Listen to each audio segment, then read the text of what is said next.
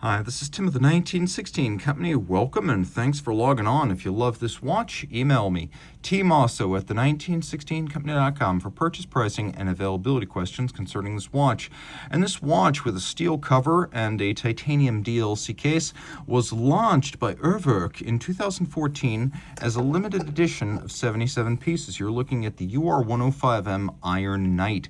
There were two versions, all black, and then this one with the bare metal steel cover and then the DLC blackened titanium case. There was a full black too, but this one offers a little bit more contrast. You can see it's one of the company's classic satellite hour displays, although there is a little bit more to this one. You can see how the system works. Right now the 11 is adjacent to the 30, indicating 29. Now it's 11:30. Outgoing hour, exit stage left, incoming hour, enters stage right. Now it's 12 o'clock. You can also see, if you look carefully, that there is a scrolling display just below the carousel down there. And that corresponds to the rotating barrel seconds display on the side of the watch. In terms of the size of this piece, it's fairly large, though it wears unusual. It's 53 from end to end, then it's 39.5 from side to side, and if you measure it in the middle, then it measures 15 millimeters thick. So we'll throw this on my wrist, which is 16 centimeters in circumference, so you can get a better sense of it. I would actually say you could wear this on a wrist as small as 15, because if you look, the lugs are sort of underslung. They're below the watch and somewhat inboard of the end, so it doesn't wear as large as the bare measurements. It should fit just fine under a jacket cuff, if not the tightest of dress sleeves. And you can see on a 16 centimeter circumference wrist, it looks just fine. You read it like this, which is quite natural, and it becomes second nature very quickly. And then the strap itself is a custom piece. You can see it's fixed with screws and bars to the case. It's calfskin leather on the bottom. It is an Urwerk factory strap in excellent condition, no crimping, no gouging. You can see there's a gusset sewn in on top to prevent that. We have a little bit of bolstering or stuffing, a folded edge monotone stitch textile on the top. And we've got a blackened buckle, which you can see is actually blackened in polish and then matte finish to offer a very subtle and beautiful contrast. Felix Baumgartner is the watchmaker who runs Urwerk, co-founder, and then Martin Fry is the other co-founder who is the designer of these watches. So they've worked together since 1997. I believe Felix's brother Thomas, who's a machinist, also co-founded the brand, but he went off to pursue his own career elsewhere. So it's pretty much been Felix and Martin Fry since the very beginning. And although they did not create the idea of the satellite hour complication or display system, they really made it famous with Urwerk. And from the 103.3, they opened up the entire top of the watch so you could see the full carousel.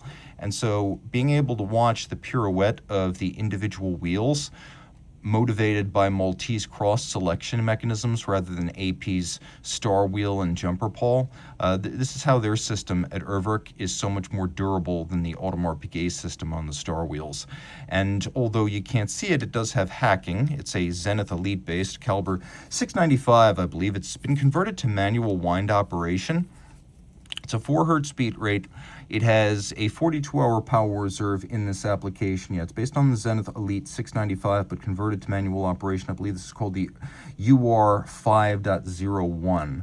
And in addition to those basic specs I just discussed, all this is 30 meters water resistant, which is splash and rain only, but you have that level of protection. There are a few changes on the back.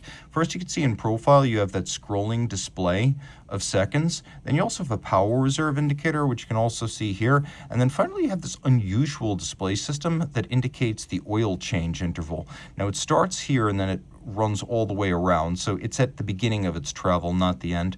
The oil change and service interval is roughly 5 years. Then we have this fine timing mechanism. So in between servicings, you can actually make fine timing adjustments to the watch using this little dial and then the gauge. So you can actually control your timing regulation, which is something that very few brands will give you the flexibility to do because they don't want you to screw up.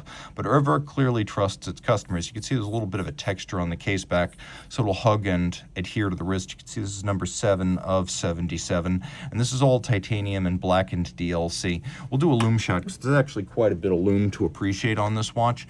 It is very, very well lumed. You can also see the side scroll displays are lumed, and then the Caseback, all 3 displays are lumed.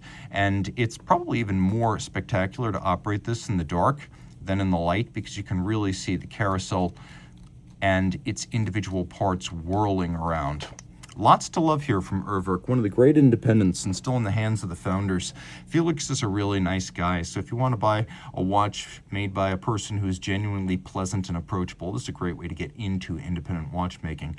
So reach out to Team Mosso at the 1916company.com for purchase and pricing details.